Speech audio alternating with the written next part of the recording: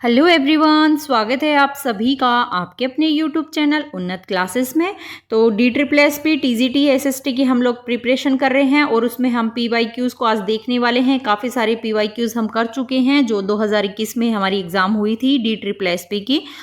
उसके question paper हम almost जो है वो सोल्व कर चुके हैं। कुछ एक दो क्वेश्चन पेपर बचे हैं हमारे, तो आज हम जो बचे हुए क्वेश्चन उनको करेंगे, बाकी और बच जाएंगे, उनका अलग से एक वीडियो आ जाएगा, है ना।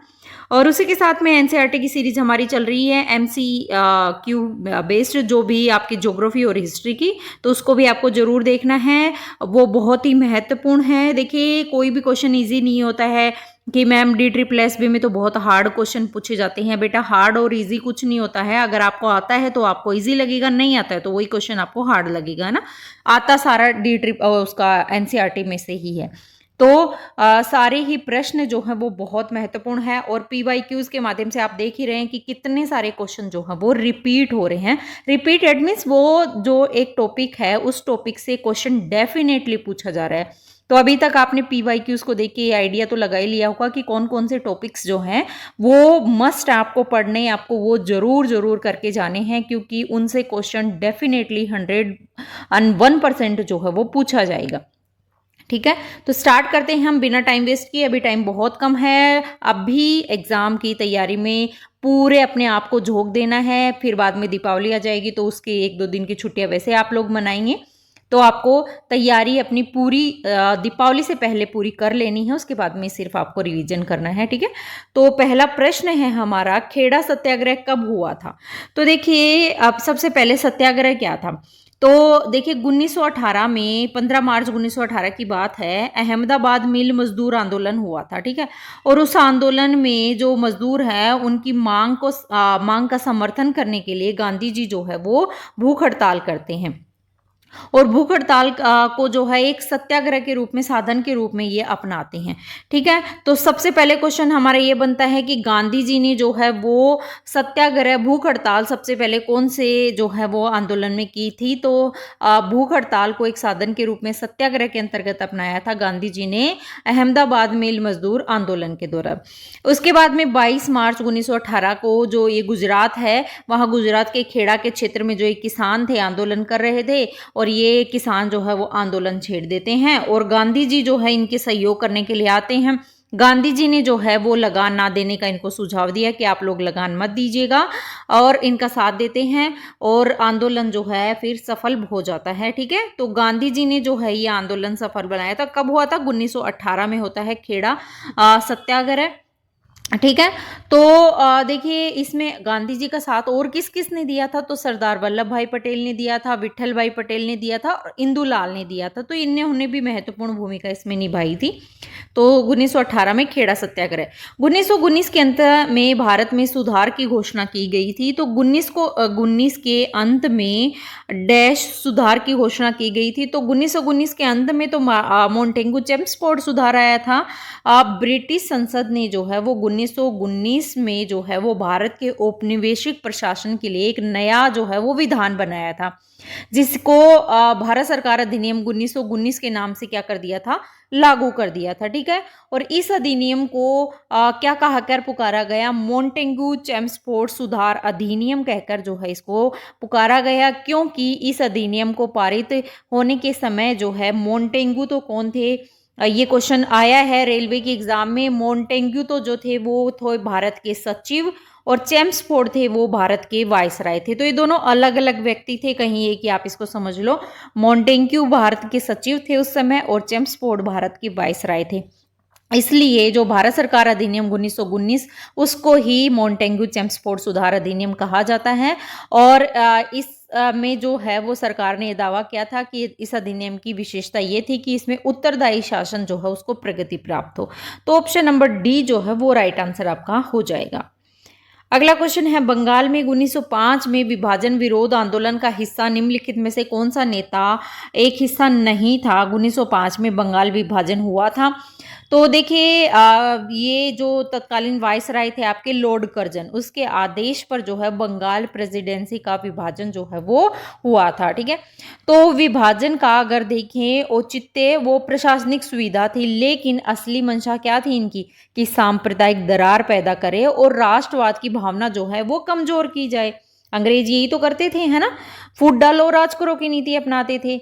तो इसमें लॉर्ड कर्जन ने जो है ये नीति अपनाई और इसके अंतर्गत जो है इसका हिस्सा कौन नहीं थे, एनी बिसेंट जो है इसका हिस्सा नहीं थी। बाकी सुरेंद्र नाथ बनर्जी थे, कृष्ण कुमार मित्र थे और पृथ्वी चंद्र राय थे। तो एनी बिसेंट इसकी जो है वो एक हिस्सा नहीं थी जब बंगाल विभाजन हुआ था। तो ऑप्शन नंबर ए जो है वो करेक्ट आंसर हो जाएगा। अगला क्वेश्चन है हमारा, निम्नलिखित में से कौन 1857 के विद्रोह का हिस्सा नहीं था? तो देखिए आप खुद ही देखिए, 1857 से भी क्वेश्चन डेफिनेटली पूछा जा रहा है। तो देखिए हमने देखा 1857 की क्रांति के क्वेश्चन बहुत सारे हम देख चुके हैं। तो बेगम हजरत महल, रानी लक्ष्मीबाई और नाना साहब, ये तीनों जो है वो आपके 1857 की क्रांति से रिलेटेड है ना। रानी लक्ष्मीबाई झांसी से जो है नेतृत्व किया था, लखनऊ से बेगम हजरत महल ने किया था और नाना साहब ने कानपुर से किया था। ये भी आपको पता होना चाहिए किसने कहाँ से नेतृत्व किया था। लेकिन जो महारानी गायत्री देवी है, ये इन्होंने जो है इसमें 1857 की क्रांति में इनका कोई योगदान नहीं है। महारानी गायत्री देवी जयपुर की महारानी थी, है ना। तो ये 1919 में जो है वो लंदन में इनका जन्म हुआ था और ये बालिका शिक्षा के लिए इन्होंने जयपुर में पहला पब्लिक स्कूल जो है वो स्टार्ट किया था। तो 1857 की क्रांति तो बहुत पहले हो चुकी थी और इनका जन्म ही 1919 में होता है। तो कहाँ से इनका जो है वो रिलेशन होगा? तो महारानी गायत्री देवी जयपुर की महारानी थी और इनका जन्म जो है वो लंदन में हुआ था। ठीक है, अगला क्वेश्चन है हमारा, 1917 में लेनिन फिनलैंड से रूस पहुंचे और उन्होंने अपना जारी किया जिसमें उन्होंने सोवियत संघ को सारी शक्ति का नया नारा दिया। तो देखिए 1917 में जो है वो आपके रूस की क्रांति हुई थी। ठीक है, इसमें बोल्शेविकों के निर्वासित नेता कौन थे? व्लादिमीर लेनिन, हमने पढ़ा था बहुत अच्छे से। ये फिनलैंड से रूस जो है वो लौट आए थे, वो सारी घटना मैंने आपको बताई थी ना। तो इन्होंने बयान दिया कि युद्ध समाप्त किया जाए और सारी जमीनें जो है वो किसानों के हवाले की जाए और क्या किया जाए, बैंकों का राष्ट्रीयकरण किया जाए, है ना। बहुत अच्छे से मैंने लेनिन को पढ़ाया था आपका। तो इन तीनों मांगों के लेकर के जो है वो लेनिन क्या करते हैं, एक अप्रैल थीसिस के नाम से मैंने पढ़ाया था ना, वो जारी करते हैं। ठीक है, कौन कौन सी इसमें मांग थी? तो युद्ध जो है वो चल रहा था उसको समाप्त किया जाए, जो भी किसानों की जमीनें हैं वो उनको दी जाएं और साथ में बैंकों का राष्ट्रीयकरण जो है वो किया जाए। तो ये तीन मांगे थी लेनिन की, इसी को अप्रैल थीसिस कहा गया। लेनिन ने ये भी सुझाव दिया था कि जो अब अपने जो रेडिकल उद्देश्य है उसको स्पष्ट करने के लिए बोल्शेविक पार्टी का नाम बदलकर क्या किया जाए, कम्युनिस्ट पार्टी किया जाए। तो बोल्शेविक पार्टी का नाम बदलकर कम्युनिस्ट पार्टी रख दिया जाए, ये भी लेनिन का ही एक सुझाव था। तो अप्रैल थीसिस के अंतर्गत इन्होंने ये सारी बातें कही थी। अगला क्वेश्चन है, निम्नलिखित में से कौन सा कथन पहली पंचवर्षीय योजना के संदर्भ में सही है? तो पहला है, देखिए भारत में पहली पंचवर्षीय योजना सबसे पहले कब आई थी? 1951 से 1956 में आई थी, है ना। और ये जो था इसका मॉडल कौन सा था? तो इसका मॉडल था हेरोल्ड मॉडल। कौन सा मॉडल था? हेरोल्ड मॉडल पर ये आधारित थी और ये योजना जो है वो कृषि पर केंद्रित थी। ठीक है, उसके बाद में 1952 में जो है वो सामुदायिक विकास कार्यक्रम स्टार्ट होता है और राष्ट्रीय प्रसार सेवा योजना है वो स्टार्ट होती है। तो ये जो है पंचवर्षीय योजना का, अब हम देखते हैं कौन सा जो है वो सही उत्तर आपका हो जाएगा। हेराल्ड मॉडल पर आधारित थी, अभी बता दिया। योजना कृषि जो है वो कृषि पर केंद्रित थी, इसकी शुरुआत 1950 में हुई थी। तो देखिए हमने अभी देखा 1950 में नहीं, कब हुई थी? 1951 से 56 तक थी पहली पंचवर्षीय योजना। तो ये वाला आपका गलत हो जाएगा, 1 और 2 जो है वो करेक्ट आंसर आपके हो जाएंगे। नेक्स्ट क्वेश्चन है, क्रांतिकारियों द्वारा रूसी एकतंत्र पर हमला किस वर्ष में किया गया था? तो देखिए हमने रूस की क्रांति बहुत अच्छे से पढ़ी है, एक एक चीज पढ़ी है। तो क्रांतिकारियों द्वारा रूस एक तंत्र जो हमला किया गया था वो सबसे पहले 1905 में किया गया था ना। 20वीं शताब्दी जब स्टार्ट होती है तो रूसी जो क्रांतिकारी है उन्होंने आंदोलन कर दिया था, जनसाधारण पर आधारित था ये आंदोलन। जिसमें जो है मजदूर और किसान हैं उन्होंने बहुत महत्वपूर्ण भूमिका इसके अंतर्गत निभाई थी। ठीक है, तो 1905 में ये होता है और 1905 की क्रांति और उसके बाद में 1917 की क्रांति होती है, जिसको 1905 की क्रांति है ना, उसको 1917 की क्रांति के ड्रेस रिहर्सल के नाम से भी जाना जाता है। मैं एक क्वेश्चन आया था पीछे, है ना, इसलिए मैं दोबारा आपको बता रही हूँ, क्योंकि जो शिफ्टों में ये पेपर है तो मैं शिफ्ट वाइज आपको करवा रही हूँ। 2021 का ही पेपर है, तो जितने भी शिफ्टों में पेपर हुआ ना उसमें बहुत सारे क्वेश्चन रिपीट हुए हैं। तो जैसे किसी बच्चे का पेपर आपके 1 नवंबर को है ना, तो प्लीज वो आके क्वेश्चन जरूर सोल्व करें, ताकि आगे आने वाली जो भी 8 तारीख तक जिन बच्चों की एग्जाम है उनको थोड़ा बेनिफिट हो जाए। अगर आपको जितने भी क्वेश्चन याद रह पाते हैं तो आप, क्योंकि ये सीबीटी बेस्ड एग्जाम है तो क्वेश्चन याद रहें वो आप जरूर शेयर करें, है ना। तो आपका रूस की क्रांति 1905 में हुई थी और 1917 की क्रांति के ड्रेस रिहर्सल के नाम से इसको जाना जाता है। पंचवर्षीय योजना 1961 में पारित की गई थी। ठीक है, तो देखिए पंचवर्षीय योजना कौन सी थी जो कि 1961 में पारित हुई, तो हमने देखी पहली तो 51 से 56 थी। ठीक है, तो 51 से 56 के बाद दूसरी देखें तो ये तीसरी आपकी शायद हो जाएगी, है ना। तो 1961 से 66 जो है आपकी कौन सी हो जाएगी, 66 तीसरी पंचवर्षीय आपकी हो जाएगी। और इसमें लक्ष्य जो है वो आत्मनिर्भर और स्वयं स्फूर्ति अर्थव्यवस्था की स्थापना करना इसका लक्ष्य रखा गया था और कृषि को इसमें सर्वोच्च प्रधानता दी गई थी। ठीक है, तो ये आपकी तीसरी पंचवर्षीय योजना थी।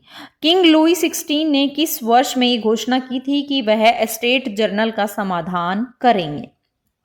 फ्रांस की क्रांति का क्वेश्चन है, तो फ्रांस की क्रांति में जो है वो राजनीतिक और सामाजिक उथल पुथल होने लग गया था 1788 के लगभग, है ना।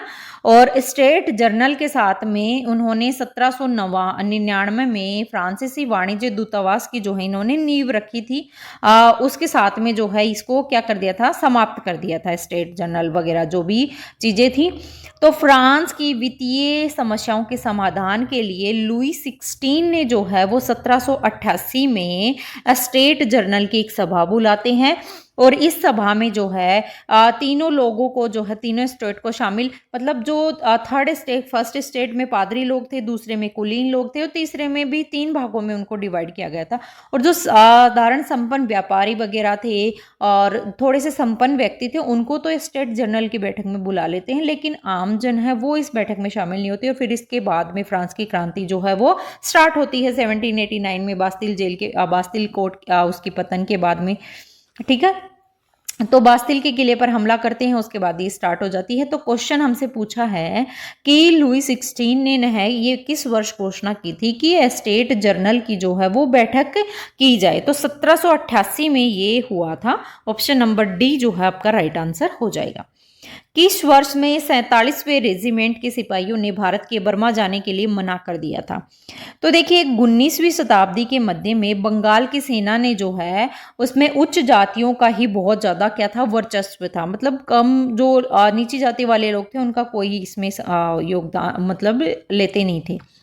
धार्मिक विरोध सबसे पहले जो है वो 1824 में आपके क्या उभरा और वहां पर बैरकपुर में कौन सी थी, 47वीं रेजिमेंट थी और 47वीं रेजिमेंट को बर्मा जाने का क्या कर दिया गया था, आदेश दिया गया था।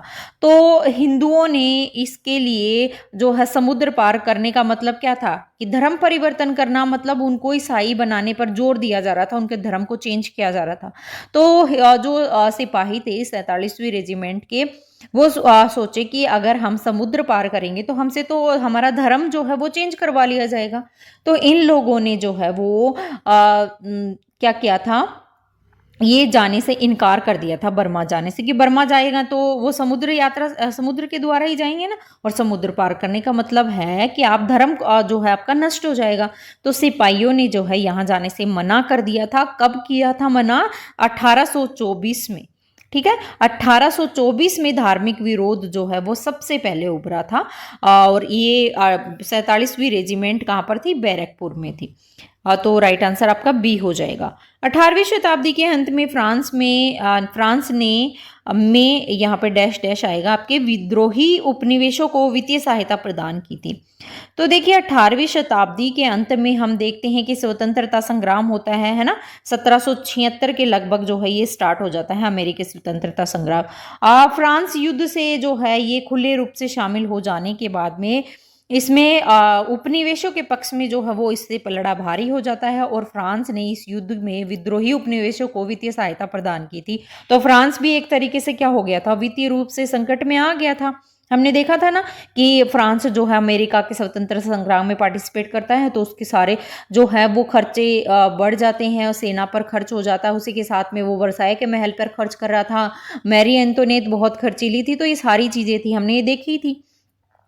तो 18वीं शताब्दी में जब 1776 में अमेरिका का जो ये होता है, इसमें जो आपके क्या होता है, वित्तीय सहायता प्रदान करने के लिए फ्रांस आता है और इस क्रांति में पूरे यूरोप में उपनिवेशवाद विरोधी क्रांतिकारी को जो है एक नया जीवन प्रदान किया था। तो फ्रांस ने जो है अमेरिकी स्वतंत्रता संग्राम, अमेरिका के युद्ध में जो है वो साथ दिया था, हम पढ़ चुके हैं। ये क्वेश्चन दोबारा रिपीट हुआ है, बस क्वेश्चन की लैंग्वेज और थोड़ी सी फॉर्म चेंज हुई है, बाकी आंसर तो सेम ही है ना। अगला क्वेश्चन है, कार्ल मार्क्स की दास कैपिटल का पहला खंड रूसी में प्रकाशित किया गया था। तो दास कैपिटल पहले तो किसकी पुस्तक है, कार्ल मार्क्स की, इसके खंड मैं बता चुकी हूँ ना।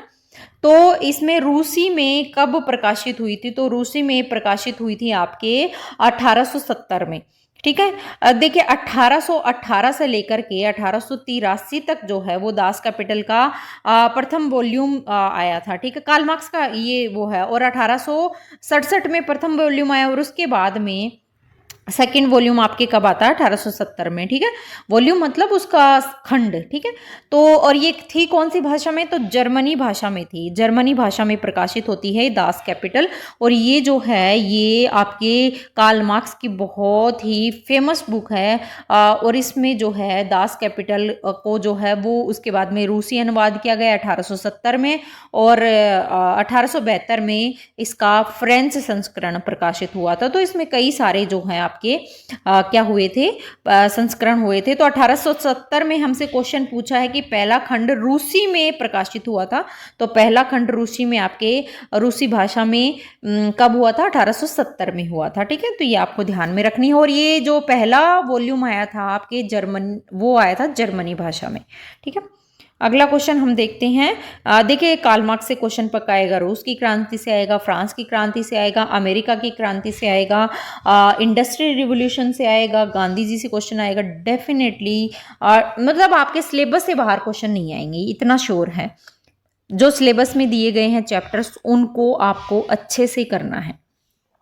अगला क्वेश्चन है, लुई 16 के लिए फ्रांस में किसने वित्त मंत्री के रूप में कार्य किया था। तो लुई 16 के लिए फ्रांस में वित्त मंत्री के रूप में जो है वो आपके नेकर ने कार्य किया था, है ना, 16 के लिए। तो आप देखिए 16 के राज्यकाल में बहुत सारी आर्थिक परेशानियां आई थी, हमने देखी थी, और इस स्थिति को सुधारने के लिए पहले तो तुर्गो थे, है ना। तुर्गो के बाद में जो है आपके तुर्गो इस स्थिति को नहीं सुधार पाते हैं तो उनको बर्खास्त कर दिया जाता है, ठीक है। उसके बाद में कई वित्त मंत्री चेंज होते हैं। तो लुई 16 के काल में अगर देखें तो मोस्टली किसका नाम आता है, नेकर का नाम आता है, जैक्स नेकर जो है, इन्होंने लुई 16 को आर्थिक स्थिति में कई सुधार किए थे। परंतु बोलते हैं ना गलत जो होता है वो तो होके ही रहता है, बुद्धि जब भ्रष्ट होती है तो होती है। तो जब नेकर भी क्या कर सकते हैं, अच्छे कार्य करके भी। तो जब लुई 16 जो है स्टेट जनरल की सभा बुलाने की घोषणा करती हैं उसके बाद में सारी चीजें उलट पुलट हो जाती है ना। तो जैक्स नेकर जो है वो लुई 16 के काल में फ्रांस के वित्त मंत्री थे। 1830 के मध्य में मशीन उत्पादन के केंद्र के रूप में उभरा। तो देखिए 1830 के मध्य में अगर देखें तो मध्य में डैश बर्लिन में मशीन उत्पादन के केंद्र के रूप में उभरा था, है ना। औद्योगिक क्रांति हमने देखी थी। तो औद्योगिक क्रांति का सबसे पहले उपयोग जो है, प्रयोग मतलब इस्तेमाल किसने किया था, तो ये फ्रांस के विद्वान थे जॉर्जियस मिशेल और जर्मनी के फ्रेडरिक एंगल्स, इनके द्वारा औद्योगिक क्रांति शब्द का सबसे पहले यूज किया गया था। ठीक है। तो देखिए औद्योगिक क्रांति शब्द का सबसे पहले प्रयोग किसने किया था? जॉर्जेस मिशेल और जो जर्मनी के फ्रेडरिक एंगल्स थे। जॉर्जेस मिशेल कहाँ के थे? जॉर्जेस मिशेल आपके फ्रांस के थे। तो औद्योगिक क्रांति शब्द का सबसे पहले प्रयोग इन्होंने ही किया था। उसके बाद में लोहा उद्योग में 1800 ईस्वी में और 1830 के बीच में जो है वो उत्पादन जो है वो पूरी तरह से चौपट हो जाता है ब्रिटिश में। और उसके बाद में जर्मनी के एक शहर जो बर्लिन है वहां पर 1830 के मध्य में मशीन उत्पादन के केंद्र के रूप में जो वो भर रहा था। तो बर्लिन में ये होता है 1830 में, ठीक है, मशीन उत्पादन केंद्र के रूप में उभरा था। तो ये ध्यान रखिए औद्योगिक क्रांति का। 1904 में नेपोलियन कोड निम्नलिखित में से कौन सा कोड शामिल था? नेपोलियन हम पढ़ेंगे। तो नेपोलियन में अगर देखें तो नेपोलियन कोड जो है वो 1804 में लागू कर दिया गया था। नेपोलियन कोड में क्या था कि क्रांति की उपलब्धियों को सुरक्षित करने का प्रयास किया जा रहा था। क्रांति में मूलभूत सिद्धांत थे, कानून थे, है ना। तो सभी नागरिकों को जो है वो समान रूप से मिलनी चाहिए, उनको बरकरार रखा जाना चाहिए। तो ये सारे कोड जो है वो नेपोलियन कोड था, ठीक है। तो कोड में सारे देश के लिए एक समान कानून, एक समान धार्मिक स्वतंत्रता, है ना, और धर्मनिरपेक्ष राज्य, ये सारी चीजें जो है वो नेपोलियन कोड में शामिल थी। तो नागरिक संहिता, बिल्कुल नागरिक संहिता शामिल थी। आपराधिक प्रक्रिया संहिता इसमें शामिल नहीं थी। सभी के लिए समान नागरिक संहिता थी। सभी के लिए धर्मनिरपेक्ष राज्य की स्थापना, धार्मिक स्वतंत्रता, समान कानून। तो बी वाला गलत हो जाएगा, ओनली वन जो है वो राइट आंसर आपके हो जाएगा। अगला क्वेश्चन है रूसी मजदूर वर्ग का आंदोलन किसके खिलाफ था?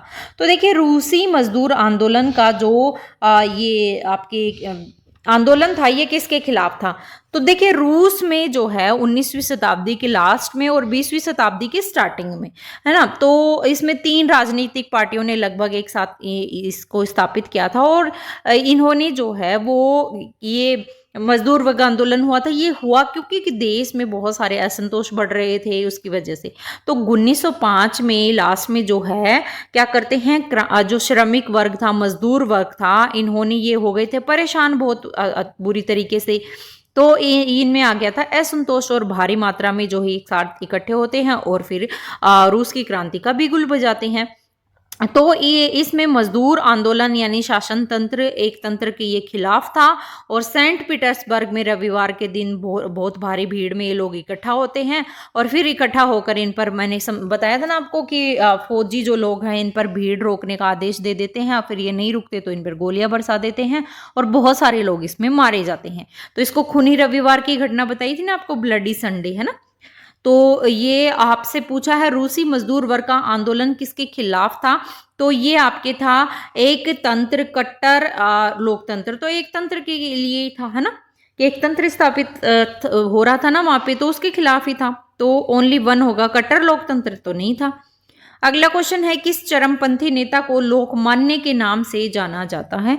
तो ये तो सबको ही आंसर कर देंगे ना, लोकमान्य बाल गंगाधर तिलक। बाल गंगाधर तिलक जी कौन थे? गरम और उग्रवादी जो नेता थे, मतलब उग्रवादी, एक नरम दल था और एक गरम दल था ना। तो एक गरम दल के नेता थे, लाल बाल पाल, 3 नाम आते हैं ना।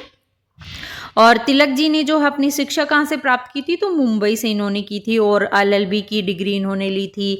उसके बाद में इन्होंने एक महत्वपूर्ण चीज इनके बारे में ये जरूर याद रखना है आपको, इन्होंने 1884 में दक्कन एजुकेशन सोसाइटी की स्थापना की थी, बहुत महत्वपूर्ण है। और स्वदेशी और इसका बहिष्कार का नारा इन्होंने सबसे पहले तिलक जी ने दिया था। तिलक जी को लोकमान्य की उपाधि मिली थी। इन्होंने बाल गंगाधर तिलक ने और क्या क्या नई चीजें, ये क्वेश्चन भी बहुत बार एग्जाम में आता है कि गणेश उत्सव जो है वो शिवाजी उत्सव, गणेश उत्सव किसने आरंभ किए थे? तो ये बाल गंगाधर तिलक जी के द्वारा ही आरंभ किए गए थे। 1893 में इन्होंने गणेश उत्सव का आरंभ किया था और उसके बाद में 1895 में जो है इन्होंने शिवाजी उत्सव आरंभ किया था और फिर 1916 में अप्रैल में इन्होंने होम रूल आंदोलन चलाया था। तो बाल गंगाधर तिलक जी की बहुत सारी चीजें हैं। एक आपको दक्कन एजुकेशन सोसाइटी जरूर याद रखना है, पूछा जाता है एग्जाम में। और एक ये गणेश उत्सव और आपके शिवाजी उत्सव। अगला क्वेश्चन है रूसी क्रांति के संदर्भ में पूंजीवादी किसानों के रूप में भी जाना जाता है। तो देखिए रूसी क्रांति के संदर्भ पूंजीवादी किसानों को डैश डैश के रूप में जाना जाता है। किस रूप में जाना जाता है? मैंने बताया था ना, कुलक्स के रूप में। 1917 में जब रूस की क्रांति होती है तो खूनी रविवार की घटना हो जाती है 1905 वाली घटना में, है ना। तो ये रूस में इतिहास में साम्यवादी क्रांति के रूप में जानी जाती है। और रूस के जो किसान थे उनके ऊपर भारी मात्रा में कर का बोझ पड़ रहा था और सामंत लोग थे उनसे जबरन कार्य करवाया जा रहा था, किसे मजदूरों से, श्रमिकों से, है ना। तो पूंजीवादी किसानों को क्या कहा कर पुकारा गया था, कुलक्स कह करके जाना गया था। एनसीईआरटी की बुक में साफ साफ दिया गया है। किस आयोग ने जलियांवाला बाग हत्याकांड की जांच की थी? अब कल आया था जलियांवाला बाग जो है वो, इस पर किसने गोलियां बरसाई थी, है ना। आज का क्वेश्चन है कि आयोग में जलियांवाला बाग हत्याकांड की जांच कौन सी कमेटी के द्वारा की गई थी? जो जलियांवाला बाग हत्याकांड हमने कल देखा था 13 अप्रैल 1919 को ये होता है। वैसाखी के दिन जो है वो लोग इकट्ठा होते हैं। अमृतसर का जो ये जलियांवाला बाग, किसी ने अगर गोल्डन टेम्पल देखा ना तो उसके जस्ट पास में ही है ना, तो अगर आपको मौका मिले तो देख के जरूर आइएगा। तो स्वर्ण मंदिर के पास में है और 13 अप्रैल को ये हुआ था, वैशाखी का दिन था। और हो क्यों रहा था? क्योंकि ये लोग रोलेक्ट एक्ट का जो है वो विरोध कर रहे थे। विरोध करते हुए क्या करते हैं, जनरल डायर जी पहुंचते हैं और इन पर जो है अंधाधुंध गोलियां बरसा देते हैं और गोलियां बरसाने से जो है बहुत सारे लोग जो है इसमें मारे जाते हैं। ठीक है, तो इसकी जांच के लिए जो है कौन सी कमेटी बैठती है? तो हंटर आयोग का गठन होता है। ठीक है, तो ये याद रखना है आपको, हंटर आयोग। अगला क्वेश्चन है, फ्रांसीसी क्रांति से पहले फ्रांस के संदर्भ में निम्नलिखित में से कौन सा कथन सही है? ठीक है, फ्रांस की क्रांति से पहले 1789 में फ्रांस की क्रांति होती है। ठीक है, 1889 से 99 तक ये चलती है। तो इसमें कौन कौन सी चीजें हैं जो क्रांति से पहले थी? तो क्रांति से पहले वह आर्थिक रूप से अस्थिर था, बिल्कुल, तभी तो क्रांति का एक मोटा कारण ही मान सकते हैं। और तीसरे एस्टेट के से प्रतिरोध था, ये भी एक कारण था। ये कृषि अधिविशेष था, ये तो नहीं था। इसमें मोस्टली यही आता है कि थर्ड एस्टेट के लोग थे, उन्होंने किया था। और वित्तीय रूप से इसकी जो है वो बहुत सारी परेशानियां आ रही थी, है ना, क्योंकि जो राजनीतिक, सामाजिक जो भी इसमें कारण थे, उथल पुथल हो जाती है सारी व्यवस्था। क्योंकि जो लुई 16 था वो क्या करते थे, सबसे पहले तो देखिए जो लुई 14 है ना, उनके शासनकाल में केंद्रीकरण था। उसके बाद में 15 आता है, 16 आता है, ये अयोग्य शासक थे। तो ऑस्ट्रेलिया के उत्तराधिकारी युद्ध में जो है ये सप्तवर्षीय युद्ध होता है और इसमें ये भाग लेते हैं, तो आर्थिक रूप से ये हानि हो जाती है। और हमने देखा था अभी अमेरिका के स्वतंत्रता संग्राम में भी ये पार्टिसिपेट करते हैं। और उसी के साथ में जो तीनों स्टेट थे उनको, प्रथम दो स्टेटों को तो कर से बिल्कुल मतलब उनको देना ही नहीं पड़ता था, और जनसाधारण के लोग थे उनको पर कर का बहुत ज्यादा बोझ था। तो ये प्रतिरोध था, है ना। तो आपके 1 और 2 वो राइट आंसर हो जाएगा, कृषि अधिशेष वाला आपके नहीं होगा। अगला क्वेश्चन है, निम्नलिखित में से कौन सा गर्म महासागरीय धारा है? तो देखिए गर्म महासागरीय धारा में अगर हम देखें तो पेरू जो धारा है, पेरू की धारा एक ठंडी धारा है। ठीक है, पेरू की धारा कैसी है? ठंडी धारा है। ठीक है, पेरू की, या फिर इसी को क्या बोलते हैं, हम्बोल्ट की धारा भी इसी को बोला जाता है, ये याद रखना है आपको। हम्बोल्ट और पेरू एक ही होती है। और ये कहाँ पर चलती है? तो ये आपके दक्षिणी अमेरिका के पश्चिमी तट के सहारे जो है ये चलती है। ठीक है, तो आपकी ये तो ठंडी हो जाएगी। गर्म हमसे पूछा है, बिल्कुल अल नीनो जो है वो एक गर्म धारा है। ठीक है, तो ये पेरू तट के पश्चिम से उत्तर दिशा में प्रभावित होती है। तो ये जो है ये आपकी क्या है? गर्म जलधारा है। कौन सी? El Nino. तो राइट आंसर केवल 2 हो जाएगा। धाराएं पूछते हैं, जितने भी PYQs करवाए हैं सब में पूछी गई हैं धाराएं। अगला है, आरोही या अवरोही हवा के तापमान के परिवर्तन को कहा जाता है? सॉरी। तो आरोही या अवरोही हवा के तापमान के परिवर्तन को जो है वो क्या कहा जाता है? देखिए, जब किसी आरोही और अवरोही वायु में बिना बाह्य ऊष्मा के निष्कासन और प्राप्ति के तापमान में परिवर्तन होता है ना, तो इस प्रक्रिया को हम क्या कहते हैं? रुद्धोष्म ह्रास दर कहा जाता है। ठीक है, इसमें जो है वायु के तापमान में जो भी परिवर्तन होता है वो मुख्य रूप से अगर देखें तो आरोही और अवरोही वायु का जो है वो प्रसरण और संकुचन होता है। ठीक है, तो वायु का अवरोहण और आरोहण के समय जो है वो ऊष्मा जो है वो तापमान जो है वो क्या होता है, ताप ह्रास दर इसकी क्या हो जाती है, 10 डिग्री ऊंचाई पर जाते ही क्या हो जाती है, ताप ह्रास की दर घट जाती है। तो इसको रुद्धोष्म ताप ह्रास दर कहा जाता है। मतलब 1 किलोमीटर की ऊंचाई पर 10 डिग्री सेंटीग्रेड जो है आरोही अवरोहण के रूप में आ जाती है। रुद्धोष्म ताप ह्रास दर इसको कहा जाता है।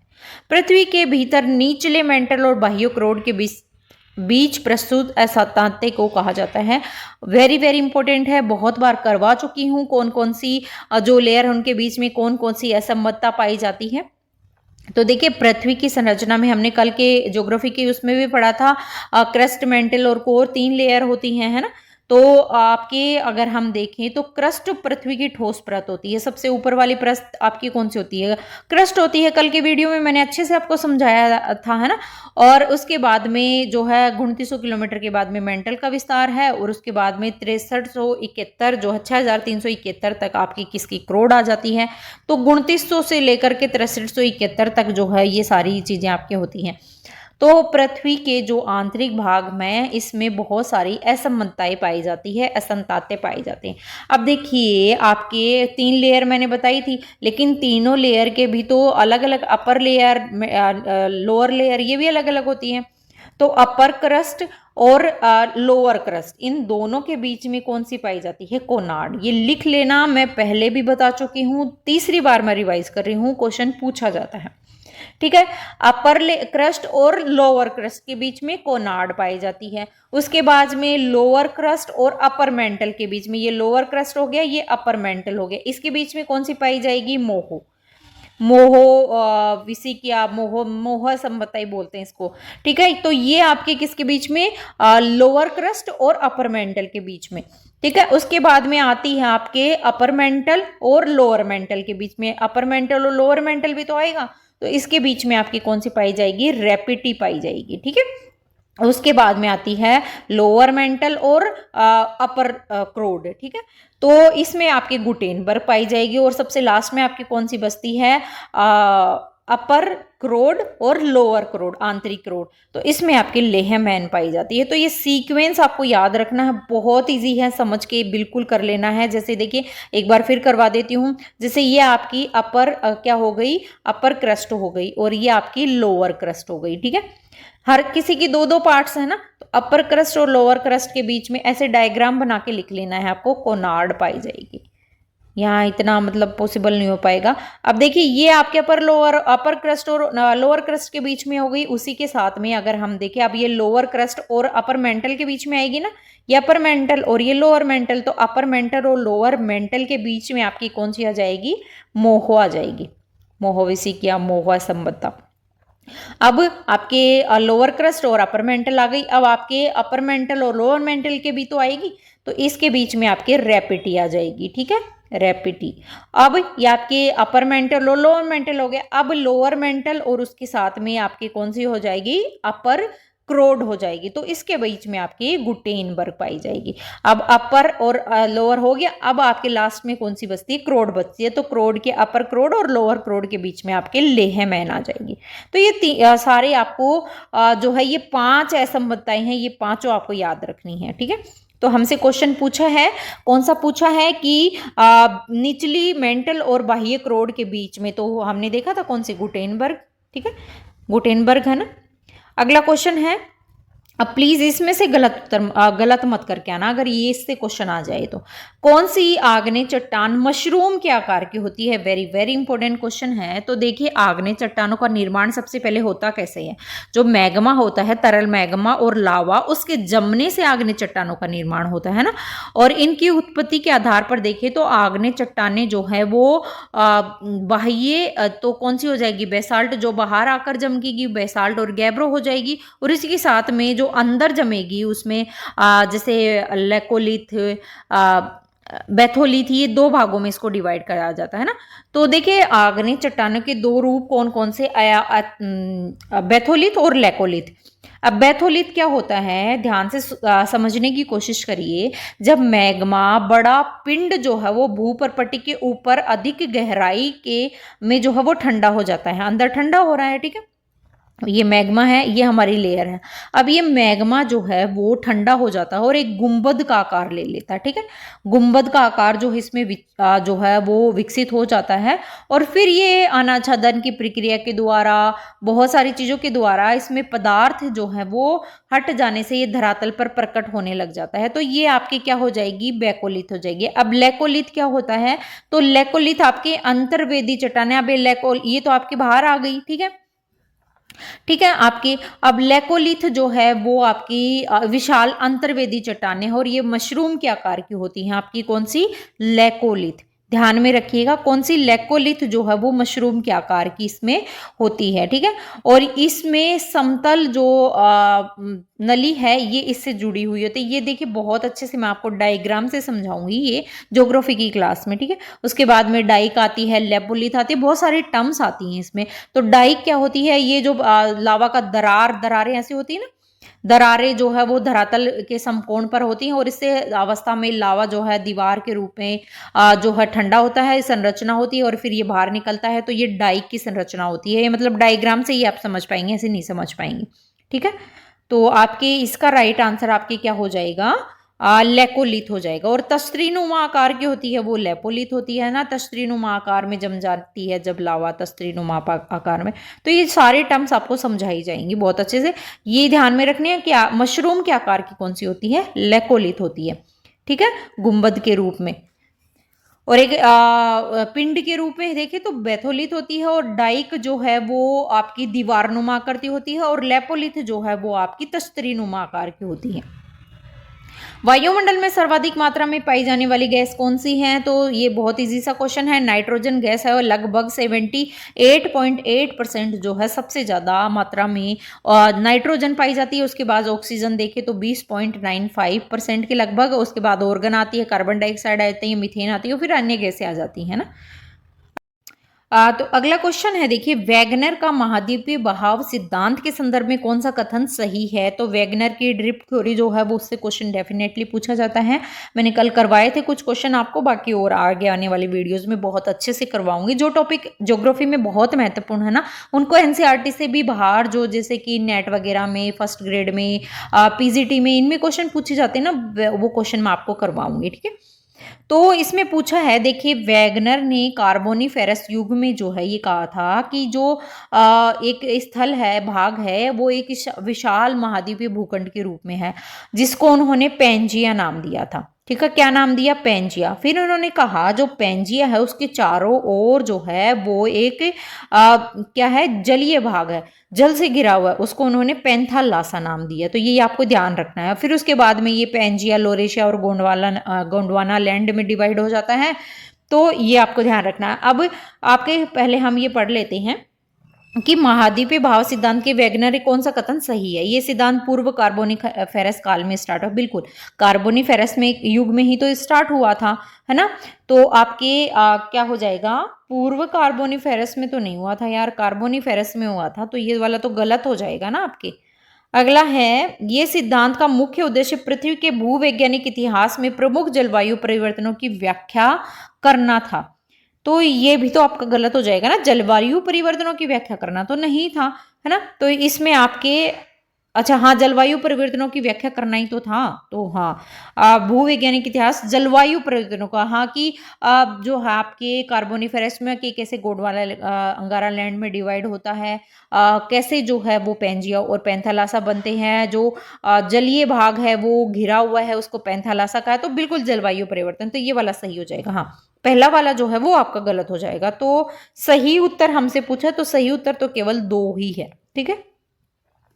अगला क्वेश्चन है, पहली क्रांति जो समाजवादी आदर्शों पर आधारित थी। तो ये क्वेश्चन तो दोबारा आ गया है ना, पहले ये आ चुका है। तो वो कौन सी क्रांति थी, रूस की क्रांति, जो समाजवादी आदर्शों पर जो है वो जुड़ी हुई है। 1917 में क्रांति होती है जिससे कि ये विश्व इतिहास में बहुत महत्वपूर्ण घटना के रूप में जानी जाती है। 1789 में जो है वो फ्रांस की क्रांति होती है। तो राइट आंसर आपका ए हो जाएगा, जो कि समाजवादी आदर्शों पर आधारित थी, है ना। अगला क्वेश्चन है हमारा, बोल्शेविक सरकार ने मार्च 1918 में के साथ, किसके साथ, ये डैश डैश है यहाँ पे, किसके साथ ब्रेस्ट लिटोवस्क की। अब ये ब्रेस्ट लिटोवस्क की संधि तो इतनी मतलब हो गई है, ये तो क्वेश्चन बार बार ही आया जा रहा है, तो रट गया हो गया अभी तक तो, है ना। तो ब्रेस्ट-लिटोवस्की की संधि आपकी 1917 में बोल्शेविक क्रांति के बाद में जब प्रथम विश्व युद्ध से अलग होती है जर्मनी, तो तब ये ब्रेस्ट-लिटोवस्की की संधि के द्वारा ही इससे अलग होती है। तो ये आपके जर्मनी के साथ होती है ब्रेस्ट-लिटोवस्की की संधि, ठीक है। ये बोल्शेविक जो हैं, जर्मनी ने बोल्शेविक रूस पर अत्याचार किया और बाद में वर्साय की संधि के साथ में जो ये सारी चीजें होती है, तो ये आपके जर्मनी के साथ में ब्रेस्ट-लिटोवस्की की संधि होती है। अगला क्वेश्चन है, निष्क्रिय मालिकों और कामकाजी उद्योगपतियों में समाज का विश्लेषण किसने किया था? तो ये निष्क्रिय मालिकों और कामकाजी उद्योगपति में समाज का विश्लेषण करने वाले कौन थे? Henri de Saint Simon. इन्होंने निष्क्रिय मालिकों और कामकाजी उद्योगपतियों में समाज का विश्लेषण किया था। अगला क्वेश्चन है हमारा, द्वितीय विश्व युद्ध का निम्नलिखित में से कौन सा गठबंधन सही है? देखिए, द्वितीय विश्व युद्ध कब स्टार्ट हुआ था? 1939 से 1945 के बीच में ये होता है और ये एक जो है बहुत ही बड़ा विश्वव्यापी संघर्ष था। इस युद्ध में जो है वो दो प्रमुख रूप से गुट थे। प्रतिनिधि गुट कौन कितने थे? दो थे। अब दो गुट कौन कौन से थे? एक तो धुरी राष्ट्र था, ठीक है। एक तो क्या था? आपके धुरी राष्ट्र था, एनसीईआरटी की बुक में दिया हुआ है। धुरी राष्ट्रों में कौन कौन शामिल था? आपका जर्मनी था, जो मैं बोल रही हूँ वो ध्यान से सुनना है, इटली था और उसी के साथ में जापान था। तो ये क्वेश्चन भी आता है धुरी राष्ट्र में कौन थे, तो ये आपके धुरी राष्ट्र में थे। एक आपका आता है मित्र राष्ट्र। अब मित्र राष्ट्र में कौन कौन से आते हैं? तो मित्र राष्ट्र में आपके फ्रांस आता है, ठीक है, फ्रांस आता है, ब्रिटेन आता है, संयुक्त राज्य अमेरिका आता है, सोवियत संघ आता है और कुछ हद तक अगर देखें तो चाइना भी इसमें शामिल था। तो धुरी राष्ट्र और मित्र राष्ट्र दो इसमें गुट थे और इनके बीच में जो है वो ये युद्ध होता है और फिर पूरी दुनिया में ये फैल जाता है। तो द्वितीय विश्व युद्ध के कारण अगर देखें तो सबसे पहले तो वर्साय की जो कठोर संधि की शर्तें थी वो थी, उसके साथ में आर्थिक मंदी थी, जर्मनी और जापान में सैन्यवाद था, उसका उदय हो रहा था, तो बहुत सारी चीजें थी। क्वेश्चन हमसे पूछा है गठबंधन का सही जो है वो कौन सा है? तो ब्रिटेन, फ्रांस, सोवियत संघ और यूएसए। बिल्कुल, ब्रिटेन, फ्रांस, सोवियत संघ, यूएसए ये तो मित्र राष्ट्र में शामिल थे, तो ये देखिए, ये लिख लीजिएगा आप मित्र। और जर्मनी, इटली और जापान जो है वो आपके धुरी राष्ट्र थे, ठीक है। तो दोनों ही आपके क्या हो जाएंगे? सही उत्तर हो जाएंगे, 1 और 2 दोनों। अगला क्वेश्चन है हमारा, किस विचारधारा में लोकतंत्र को एक डिकीइंग कोर्स के रूप में वर्णित किया गया है? तो कौन सी विचारधारा है? वो विचारधारा है फासिस्टवाद की विचारधारा, ऑप्शन नंबर बी। फासिस्टवाद की विचारधारा जो है इसके अंतर्गत लोकतंत्र को एक डिकेइंग कॉर्प्स के रूप में वर्णित किया गया है। अब फांसीवाद की उत्पत्ति जो है वो अगर देखें तो जो इटालियन भाषा है, इटालियन भाषा के फाशियो से हुई, FASCIO, ठीक है। और इसका मतलब क्या होता है कि लकड़ियों का बंधा हुआ गट्ठर, यानी मुसोलिनी ने फांसीवाद का विकास किया था, है ना। तो इसने अपने दल में जो है ये विचारधारा दी। उन्होंने कहा कि उदारवाद, लोकतंत्र, साम्यवाद, व्यक्तिवाद, इन सब का तो इन्होंने विरोध किया और निरंकुशवाद, उग्र राष्ट्रवाद, युद्धवाद, सर्वाधिकारवाद, पूंजीवाद, इनका इन्होंने समर्थन किया। तो फांसीवाद में एक ऐसी व्यवस्था का बोध होता है जिसमें लोकतंत्र और उदारवाद मतलब इसका प्रबल विरोधी होते हैं और उसी के साथ में जो पूंजीवाद हो गया, सर्वसत्ताधारी हो गए, इनको इन्होंने समर्थन किया था। तो फांसीवादी विचारधारा में लोकतंत्र का जो है वो क्षय हो जाता है, लोकतंत्र इसमें नहीं होता। तो राइट आंसर आपके क्या हो जाएगा? बी हो जाएगा। अब मुसोलिनी ने दी थी ना फांसीवाद की विचारधारा, ये भी हम हिस्ट्री की उसमें करेंगे। संयुक्त राष्ट्र के किस अनुच्छेद का उद्देश्य उच्च जीवन स्तर है? तो अनुच्छेद बार बार पूछे जा रहे हैं ना, तो कौन सा अनुच्छेद है जिसमें उच्च जीवन स्तर है? तो देखिए, संयुक्त राष्ट्र का अनुच्छेद 55 जो है इसके अनुसार समान अधिकारों और लोगों के आत्मनिर्णय के सिद्धांत के लिए समान आधार व राष्ट्रों के बीच शांतिपूर्ण और मैत्रीपूर्ण संबंधों के लिए जो है वो इसमें शक्तियां बताई है कि जो संयुक्त राष्ट्र है वो बहुत सारी स्थितियों में कल्याणकारी स्थितियों के लिए इसका निर्माण करता है। मतलब समान अधिकारों, लोगों को समान उद्देश्य भविष्य उच्च जीवन स्तर प्राप्त हो। तो बहुत सारी चीजें अनुच्छेद 55 में जो है वो संयुक्त राष्ट्र जो है वो बढ़ावा देता है इसको, जैसे कि आपके एक दो चीजें, उच्च जीवन स्तर तो है इसमें, उसके साथ में सामाजिक प्रगति हो गई, आर्थिक रोजगार हो गए, अंतर्राष्ट्रीय आर्थिक सहायता, सामाजिक स्वास्थ्य संबंधी समाधान हो गए, बहुत सारी चीजें हैं, जैसे भाषा धर्म में भेदभाव बिना किसी के किया जाए, मानवाधिकारों और मौलिक स्वतंत्रता के लिए सार्वभौमिक समानता का पालन किया जाए। तो बहुत सारी चीजें अनुच्छेद 55 में जो है वो दी गई है। समुद्री जल के ऊपर लगभग ऊर्ध्वाधर उठे हुए ऊंचे शैलीय तटों को क्या कहा जाता है? तो देखिए, समुद्री तरंगों के अपरदन के द्वारा जो है वो समुद्री भृंगु सागरीय तटीय दृश्यावली का स्थल रूप होता है। जब तटीय मैदान के बलुआ तट पर तरंगे अपने अपरदन के द्वारा चट्टानों के नीचे वाले भाग में जो है वो प्रहार करती है और इससे तट का भाग जो है वो सीधा खड़ा हो जाता है, ऊर्ध्वाधर खड़ा हो जाता है ना, तो उससे समुद्री भृंगु का निर्माण होता है, सी क्लिफ्स का निर्माण होता है, और इससे समुद्री भृंग जो है वो ऊर्ध्वाधर खड़े होते हैं, उच्च शैलीय तट वाले भाग होते हैं। तो आपके जो है वो ऊर्ध्वाधर खड़े शैलीय तटों का क्या है, समुद्री भृंगु का निर्माण होता है। ठीक है, अब बैरियर द्वीप जो है वो क्या होते हैं, तो इससे सागरीय लहरों और हवाओं के द्वारा जो तट है उसके समांतर रेत और तलछट के जमाव से इनका निर्माण होता है बैरियर द्वीप का, और ये एक तरीके का नदी डेल्टा के पास में जो है वो पाया जाता है। तो ये इतना ज्यादा ऊर्ध्वाधर ऊंचे उठे भाग नहीं होते हैं ना। तो आपके बैरियर द्वीप अलग चीज है, समुद्री भृंगु अलग चीज है।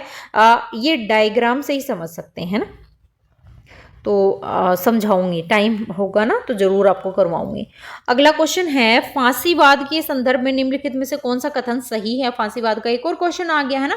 तो फांसीवादी एक राजनीतिक विचारधारा जिसका उदय हमने देखा था किसने किया था, मुसोलिनी के द्वारा, है ना। तो इसमें क्वेश्चन पूछा है कि कौन सा जो है वो सही है। ठीक है, तो पहला है आपके ये उदारवाद लोकतंत्र, मैंने सारी चीजें अभी फांसीवाद की आपको समझाई थी तो अब दोबारा नहीं समझा रही। उदारवाद लोकतंत्र मार्क्सवाद समाज विचारधारा का अस्वीकृत पर आधारित क्रांतिकारी आंदोलन था। बिल्कुल, फांसीवाद में इटली में सरकार के पिछले स्वरूप का समर्थन किया था, नहीं किया था, उसका विरोध कर रहे थे वो, है ना। तो आपके राइट आंसर जो है वो केवल एक होगा, दो वाला नहीं होगा, उन्होंने इसका विरोध किया था, समर्थक नहीं थे। 14 सूत्री कार्यक्रम किसके द्वारा प्रस्तावित किया गया था? तो 14 सूत्री कार्यक्रम जो है, जब ये प्रथम विश्व युद्ध हुआ था उसमें जर्मनी जो है वो क्या हार चुका था और फ्रांस विजेताओं की कतार में खड़ा था। तो युद्ध की समाप्ति पर जब युद्ध विराम चल रहा था, संधियां हो रही थी, उन पर हस्ताक्षर हो रहे थे, तो फ्रांस की राजधानी जो है वो पेरिस होती है और वहां पर एक शांति सम्मेलन आयोजित होता है। तो इस पेरिस में सम्मेलन में जो है वो संयुक्त राज्य अमेरिका के जो प्रेसिडेंट थे, कौन, विल्सन, प्रेसिडेंट कौन थे, विल्सन। तो विल्सन ने जो है कुछ महत्वपूर्ण यहाँ पर मांगे की थी, तो उसने 14 सूत्रीय कार्यक्रम जो है वो इसमें प्रस्तुत किया था। किसने प्रस्तुत किया था? वो वुड्रो विल्सन ने। ठीक है, तो वुड्रो विल्सन ने जो है वो ये 14 सूत्रीय मांग कार्यक्रम कब किया था? प्रथम विश्व युद्ध के बाद में, है ना। तो राइट आंसर आपके हो जाए। अब इसमें जो है आपके 14 सूत्रीय कार्यक्रम में बहुत सारी चीजें इन्होंने की थी, कि जैसे कहा था कि जो भी राजनीतिक स्वतंत्रता मिले, प्रादेशिक अखंडता बनाए रखना, बहुत सारी चीजें कही थी 14 सूत्री मांग में इन्होंने। तो ये प्रथम विश्व युद्ध में जर्मनी ने जो आत्मसमर्पण किया था उसके आधार पर ये आया था। तो आपके राइट आंसर हो जाएगा वुड्रो विल्सन ने। और ये जर्मनी ने आत्मसमर्पण अभी बताया था ना, कौन सी संधि हुई थी, तो वो आप कमेंट करके बताएंगे। अब इतना तो बार बार एक ही चीज रिपीट कर करके याद हो जाना चाहिए बेटा अभी तक तो। समाज के उदारवादी दृष्टिकोण के जनक कौन थे? तो समाज में उदारवादी दृष्टिकोण के जनक आपके कौन माने जाते हैं? जॉन लोक माने जाते हैं। ये उदारवादी व्यक्ति थे और ये अपनी विचारधारा है बहुत सारी, इन्होंने बहुत सारी बुक्स इन्होंने लिखी थी। इन्होंने कहा था कि राज्य का निर्माण होना चाहिए, स्वतंत्रता मिलनी चाहिए, संपत्ति की सुरक्षा के लिए जो है इन्होंने बहुत सारे कार्य किए थे। तो ये उदारवाद के जनक कहलाते हैं आपके कौन? जॉन लोक। जॉन लोक की बहुत सारी फेमस बुक्स भी हैं, है ना। अगला क्वेश्चन है, निम्नलिखित में से कौन क्रिस्टल चट्टानों में एक दोष का घटक नहीं है?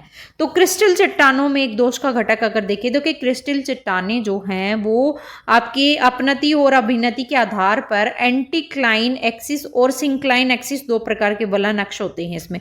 तो वलन के मध्य में जो कल्पित तल होता है वो अक्षीय तल इसको कहते हैं। तो चट्टाने में दोष का घटक नहीं है पूछा है, तो ये तो इसका एक वो हो गया ना कि दोष नहीं हो गया, क्योंकि क्रिस्टल चट्टाने जो है वो एंटी नल एक्सिस जो होता है वो अपनति और अभिनति के आधार पर इसमें क्या होता है, सिंक्लाइन एक्सिस होता है, एक एंटी सिंक्लाइन एक्सिस होता है, तो इसमें वलन अक्ष होते हैं।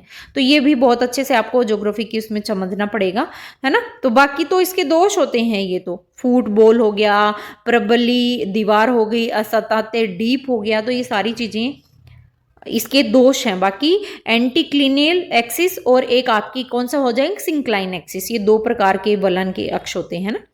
अगला क्वेश्चन है, निम्नलिखित में से सूर्य ताप को वितरण को प्रभावित करने वाली कौन से कारक हैं? सूर्य ताप को के वितरण को प्रभावित करने वाले कारक पूछा है, तो कौन से कारक है? तो सूर्य ताप सूर्य की किरणों की कोणीय स्थिति तो बिल्कुल सूर्य ताप के वितरण को प्रभावित करेगी, दिन की अवधि भी करेगी, सूर्य कलंक भी करेगा। तो ये सारी चीजें जो है वो करेंगी। सूर्य ताप जो है वो सूर्य से प्राप्त ऊर्जा को कहते हैं, और ये पृथ्वी और वायुमंडल की ऊष्मा का जो है वो प्रधान स्रोत होता है ना। तो इसमें सारी स्थिति जो है इसको प्रभावित करेगी। तो 1 2 3 तीनों ही आपके क्या सही उत्तर हो जाएगा। जापान में उष्णकटिबंधीय चक्रवात को क्या कहता है? कल भी क्वेश्चन था ना। तो जापान में उष्णकटिबंधीय चक्रवात को क्या कहा जाता है? ताइफू कहा जाता है। ठीक है, ये चक्रवात मोस्टली निम्न दाब के केंद्र होते हैं, जिसमें जो वायु दाब है वो केंद्र से लेकर के परिधि की ओर चलता है। ये केंद्र हो और ये परिधि की ओर ऐसे बढ़ता है, जिससे कि पवने परिधि क्षेत्र और केंद्र उनको ये संचालित करते हैं। और मोस्टली ये 30 डिग्री उत्तर से लेकर 30 डिग्री दक्षिण की ओर ये अक्षांशों के बीच में चलते हैं। ठीक है, तो ये जैसे अटलांटिक महासागर हो गया, कैरेबियन सागर हो गया, मेक्सिको की खाड़ी हो गई, वहां पर ये चलते हैं। और वहां पर इन चक्रवातों को क्या कहते हैं? हरिकेन कहते हैं। ठीक है, तो ये भी आपको ध्यान रखना है, चक्रवातों के नाम जरूर याद रखने हैं। अगला क्वेश्चन है, संयुक्त राष्ट्र द्वारा अन्य सोवियत एजेंसियां नहीं पर्यावरण पर कार्रवाई की शुरुआत की गई थी। पर्यावरण की नहीं के बाद में पर्यावरण की कार्रवाई की शुरुआत की गई थी। तो ये शुरू कब हुई थी?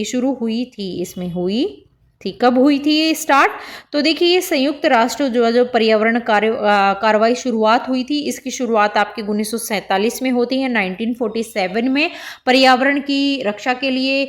और इसमें जो है वो आपके पर्यावरण का संरक्षण अंतर्राष्ट्रीय सम्मेलन आयोजित होता है। कहाँ पर? ब्रुनन, स्विट्जरलैंड में। और उसके बाद में 1948 में IUCN की स्थापना होती है। तो ये आपके 1947 में जो है संयुक्त राष्ट्र द्वारा कार्रवाई की शुरुआत हो जाती है, और उसके बाद में 1948 में IUCN की स्थापना हो जाती है। तो आज हम इतने ही क्वेश्चन करने वाले हैं, बाकी बचे हुए क्वेश्चन नेक्स्ट वीडियो में करेंगे। आई होप आपको ये वीडियो अच्छा लगा हो, सारे क्वेश्चन बहुत अच्छे लगे हो। चैनल को अभी तक सब्सक्राइब नहीं किया तो सब्सक्राइब कर लीजिएगा, बेल आइकन को भी प्रेस कर लीजिएगा, जिससे कि सबसे पहले नोटिफिकेशन जो है आपको मिल सके। और वीडियो को लाइक और शेयर जरूर करिएगा, जिससे कि हमें भी मोटिवेशन में थोड़ा मिले, है ना। हम आपको मोटिवेट करते जा रहे हैं, थोड़ा मोटिवेशन हमको भी तो चाहिए ना। तो लाइक और शेयर जरूर करना है आपको। ठीक है, तो कुछ ऐसे ही महत्वपूर्ण प्रश्नों के साथ मिलते हैं नेक्स्ट वीडियो में। जय हिंद, जय भारत।